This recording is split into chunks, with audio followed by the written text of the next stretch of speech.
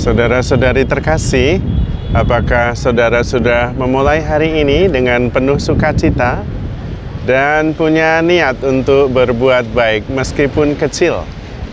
Semoga Tuhan memberkati niat baik saudara. Hari ini kami berada di kota Roma untuk hari yang kedua dan telah menyelesaikan 4 Holy Door atau pintu suci yang ditetapkan oleh Bapa Suci. Kemarin ketika kami kembali dari Lourdes menuju ke Roma, kami langsung menuju ke pintu suci yang pertama, yaitu Basilika Santo Paulus di luar kota Roma. Basilika Santo Paulus menjadi pilihan pertama untuk memasuki pintu suci karena Rasul Paulus adalah rasul besar yang memungkinkan kita semua di luar bangsa Yahudi mengimani Yesus.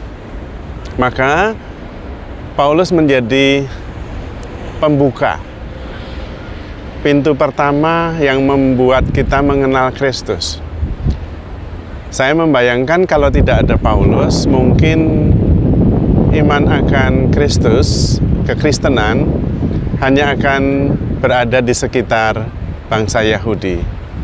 Tetapi karena Rasul Paulus, iman akan Kristus menyebar ke segala bangsa. Maka gereja mendapatkan 2 simbol tokoh besar, yaitu Petrus dan Paulus.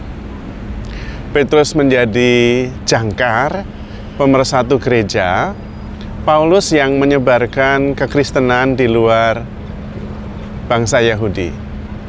Maka kita bersyukur sekali kemarin bisa memasuki pintu suci yang pertama di Basilika Santo Paulus. Di tempat itu juga dimakamkan atau dikenangkan sarkofagus atau peti tempat Rasul Paulus dimakamkan.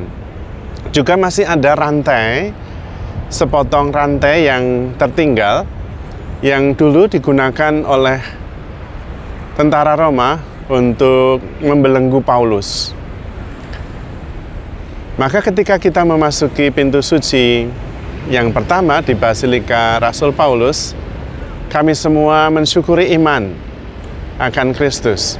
Karena disitulah kita mengenangkan bagaimana jasa Paulus menyebarkan kekristenan di luar bangsa Yahudi. Mensyukuri iman akan Kristus, kemudian menyadari dan membangun niat untuk bertobat. Maka kami juga bertobat dengan motivasi untuk mencintai Tuhan. Bukan bertobat untuk masuk surga atau dianggap baik, tidak. Bertobat karena mau mencintai Tuhan. Dan disitulah kita memperoleh indulgensi penuh. Pertobatan yang didasari motivasi cinta akan Tuhan akan memperoleh pengampunan sempurna.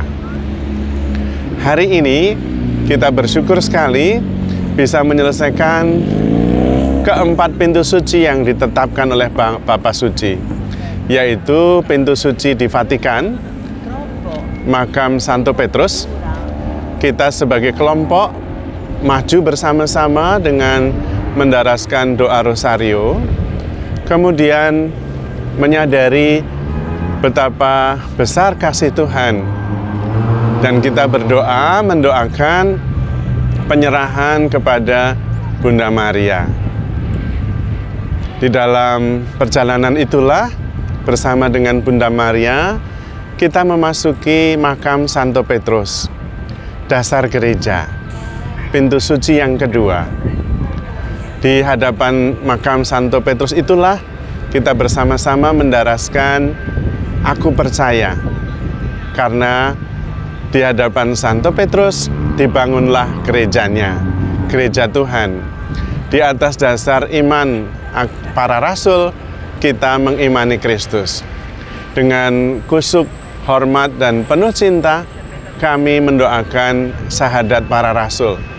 Dan betapa haru hati kami bisa mendaraskan syahadat para rasul di hadapan Rasul besar Santo Petrus.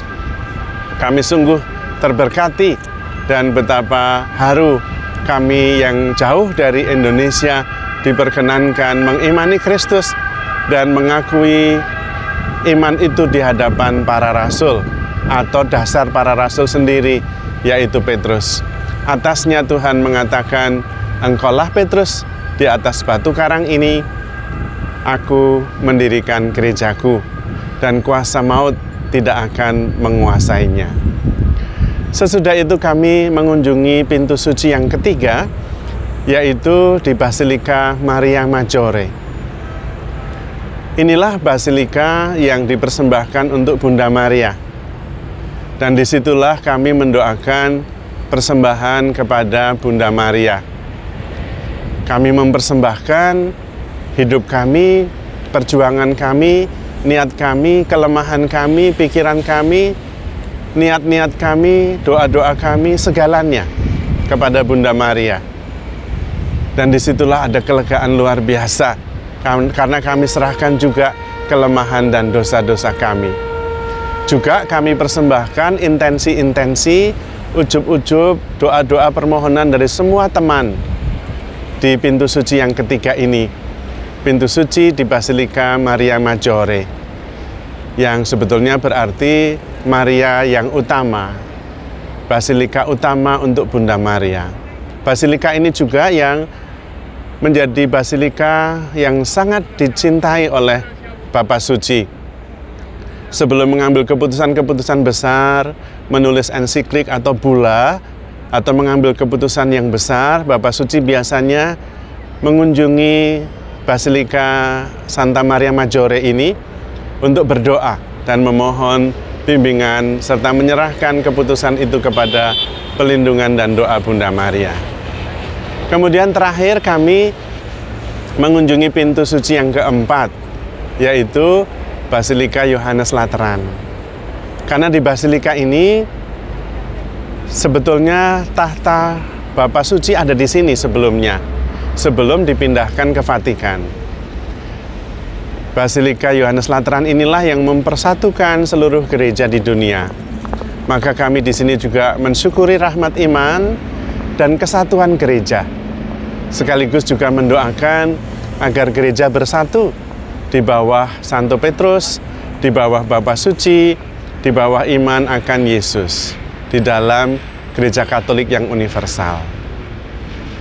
Dan kemudian kami menyelesaikan perjalanan memasuki keempat Porta Sancta itu dengan berjalan, menyeberang jalan, memasuki Scala Santa, yaitu kapel yang dipercaya sebagian dari kayunya adalah kayu yang dipakai untuk mengadili Tuhan Yesus.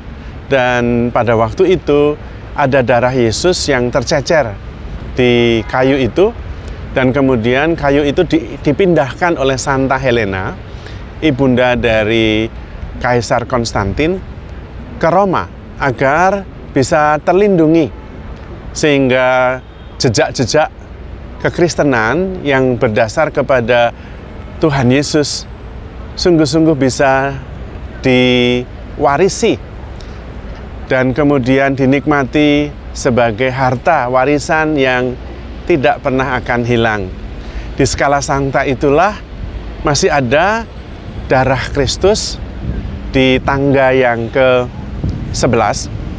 Scala Santa itu berarti tangga suci, di mana di situ ada darah Yesus yang tercurah, dan kita menaiki 31 tangga dengan berlutut dari bawah sebagai tanda kepatuhan, ketaatan akan iman kepada Tuhan Yesus.